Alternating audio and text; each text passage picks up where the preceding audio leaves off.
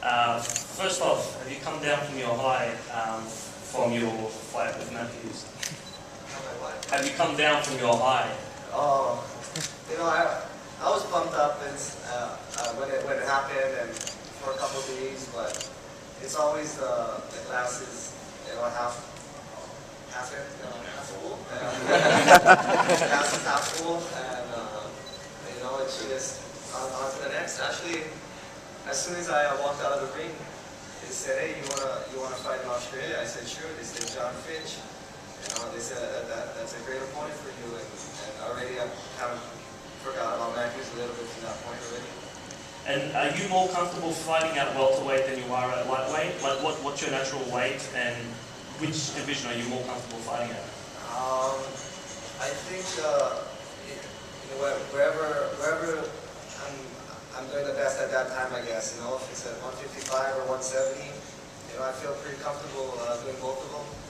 And as far as that, maybe if they made a weight division in right in between, that might be good also. But I really enjoy fighting at 170 right now. I can eat some food and don't have to cut the water, so I'm pumped up about it.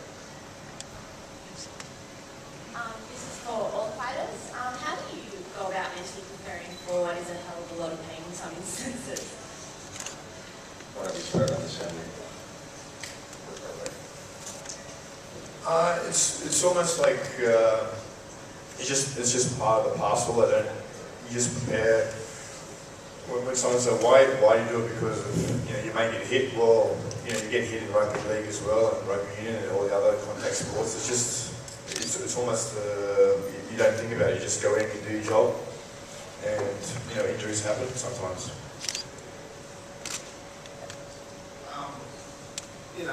We train hard enough for the fight, so most of the time in the fight you never feel the pain, or it's usually the day after or 2 days after you feel the pain of the fight.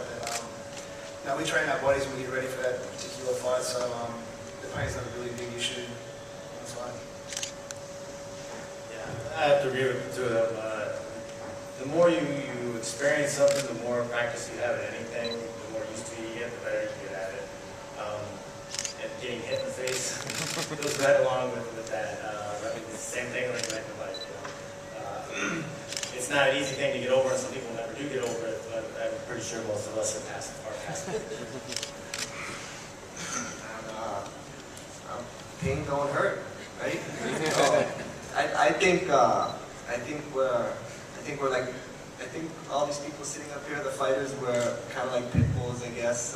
We don't care if we win or lose. We just want to fight, and we'd rather be picking our wounds than bored at home doing nothing. So I think that's it.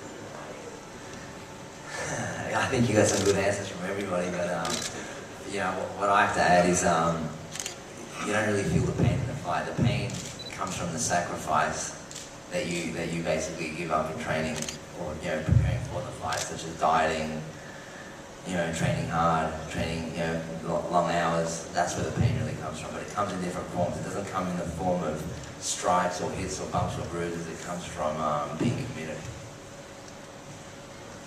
Exactly what you said. Listening was, so nothing else to say. Everything's pretty much covered. Quick question just for BJ. Firstly, happy birthday for yesterday, mate. Oh, thank you, sir. No, you. Okay. Pretty short. How's the body feeling compared to, say, 5-6 years ago? I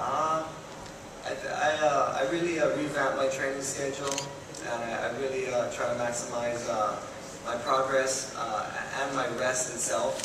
So, I know I'm not 22 years old, and I know a lot of people we're kind of close in age, but I've been with the company for a while. I've been here for 10 years, and my lower back hurts sometimes. That's what you wanted to know. But besides that, I'm having fun. I'm enjoying it, and I think I'm getting smarter, and I think I'm figuring out the training camp more and more. Thanks. And just one quick question for George. How many fights do you think you've got to win in a row before you get a title shot?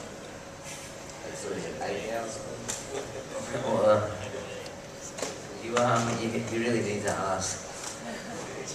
This guy up here. That's Joe and Dan, really. Yeah, I'm not the guy to ask. Look, it's really irrelevant. I'm making a case, and for that with every fight that I fight, and I'm not even worried about that. I'm focused on the guy I'm fighting. So, the rest is all irrelevant. Cool, thanks. Marshall, just on that, I know you can't give us a definitive answer on title ramifications, but is it realistic that there could be a fair few of them after this particular card? Yeah, we actually kicked around at one point, somebody had suggested calling this fight striking distance because so many of the fighters, when you look at them in the matchups, they're all on a great run and all have the ability to challenge for a title. I can tell you that the conversations about George that I've been a part of, and I want to raise my hand and say that I have very little input on the making of the matches and things like that. But everyone's very impressed with George's progress. He's exciting, he's explosive.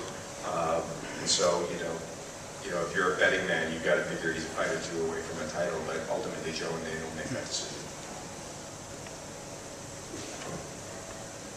Marshall, at the first UFC, you had some Australian referees. Are you looking at having more Australians on this show, or maybe in other positions as well? The event is regulated by the Combat Sports Authority here in New South Wales, and so we actually were hoping to meet with them on this trip, but Craig Waller, I understand, has injured his foot, so we're not going to be able to have that meeting. But we'll get on the phone with them, with Mark Ratner, who oversees our regulatory affairs, and a decision will be made in terms of how we staff that with the Combat Sports Authority.